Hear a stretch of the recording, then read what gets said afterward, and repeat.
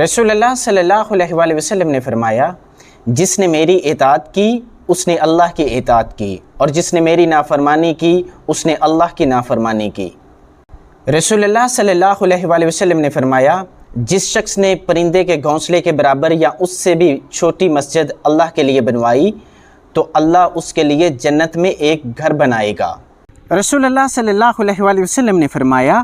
اللہ کی رضا کی خاطر محبت کرنا اور اللہ کی رضا کی خاطر بغض رکھنا اعمال میں سب سے افضل عمل ہے۔ حضرت عمرو بن حارث رضی اللہ تعالی عنہ بیان کرتے ہیں کہ نبی اکرم صلی اللہ علیہ وآلہ وسلم نے وصال کے بعد کوئی سونا یا چاندی نہیں چھوڑے تھے، صرف ایک زمین چھوڑی تھی جسے آپ نے صدقہ قرار دیا تھا اور ایک سفید خچر کو چھوڑا تھا۔ رسول اللہ صلی اللہ علیہ وآلہ وسلم نے فرمایا، زیتون کا تیل بطور سالن استعمال کرو اور اس کو سر اور بدن میں لگاؤ، اس لیے کہ یہ ببرکت ہے۔ رسول اللہ صلی اللہ علیہ وآلہ وسلم نے فرمایا، یہ بات سنت میں سے ہے کہ آدمی اپنے مہمان کے ساتھ اسے رخصت کرتے وقت گھر کے دروازے تک نکل کر آئے۔ رسول اللہ صلی اللہ علیہ وآلہ وسلم نے فرمایا، کوئی شخص مومن نہیں ہو سکتا جب تک کہ وہ اپنے بھائی یا اپنے پڑوسی کے لیے وہی چیز پسند نہ کرے جو وہ اپنے لیے پسند کرتا ہے۔